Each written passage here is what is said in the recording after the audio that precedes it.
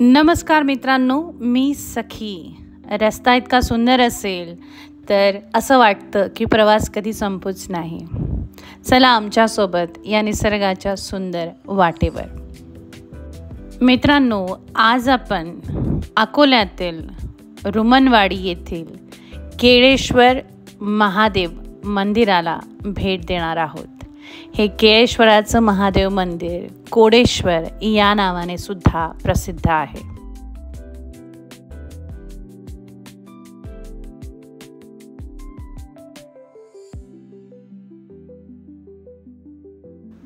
जमिनीतून वाहणाऱ्या पाण्याच्या झऱ्याचं सुंदरसं कुंड. या कुंडाची अशी आख्यायिका आहे की या कुंडामध्ये अंघोळ केल्याने किंवा या कुंडातील पाणी वापरल्याने व्यक्तीच्या अंगावरील सगळे त्वचेशी संबंधित विकार जे आहेत ते पूर्णपणे बरे होतात. या ठिकाणी अंगावर असणारे कोड जे आहेत ते सुद्धा या पाण्यात अंघोळ केल्याने बरे होतात अशी आख्यायिका आहे. त्यामुळे बरेचसे लोक लांबून या कुंडामध्ये अंघोळ करण्यासाठी येतात आणि हे तीर्थ आपल्यासोबत घेऊनही जातात. श्यामने या पवित्र कुंडामध्ये अंघोळ करण्याचा लाभ जो आहे तो घेतला. इथे अनेक भाविक जे आहेत ते सुद्धा या कुंडाजवळ आले होते. त्याचबरोबर बरेचसे छोटी उत्साही मुलं सुट्ट्यांमध्ये या कुंडामध्ये खेळण्यासाठी सुद्धा आलेली होती. एकूणच जागा अतिशय निसर्गरम्य आहे. मंदिर अतिशय सुंदर आहे आणि या मंदिराचा परिसर सर्व बाजूंनी निसर्गाने आणि एका बाजूने नदीने वेढलेला आहे. आढळा नदीच्या तीरावर वसलेले हे सुंदर हेमाडपंथी मंदिर. केळेश्वर महादेव हे मंदिर 12व्या अथवा 13व्या शतकात बांधले गेले असावे. हेमाडपंथी बांधकाम शैलीतील हे मंदिर पूर्वाभिमुख असून समोरूनच आढळा नदी वाहते. सभामंडप, अंतराळ, गाभारा तसेच सभामंडपाला जोडून अजून एक सभामंडप अशी मंदिराची काहीशी रचना आहे. काळाच्या ओघात मंदिराच्या स्वरूपात काही बदल झाले आहेत. मूळच्या शिखराच्या जागी नव्याने बांधलेला कळसाने व मंदिराला केलेल्या रंगरंगोटीने शोभा आली आहे किंवा त्यामुळे या मंदिराचे प्राचीन वैभव काही प्रमाणामध्ये झाकले गेलेले आहे. मंदिराच्या बाह्य भागावर आपण जसं पाहिलंच श्री गणेश, भैरव, चामुंडा, पशुपक्षी, कीर्तिमुख व काही भौमितिक शिल्पकलांनी आपल्या नजरेस पडतात. मंदिरासमोर देखणा नंदी आहे. मंदिराचा सभामंडप स्तंभविरहित आहे. सभामंडपात भिंतींवर काही छोटी छोटी शिल्प नजरेस पडतात. सभामंडपात उत्तर दिशेला एक छोटे खाणी प्रवेशद्वार असून यातून दुसऱ्या सभामंडपात जाता येते. या ठिकाणी सुंदर सुरेख गणेशाची मूर्ती आपल्याला नजरेस पडते. उंबरठ्यावर कीर्तिमुख असून गर्भगृहात शिवलिंग आहे.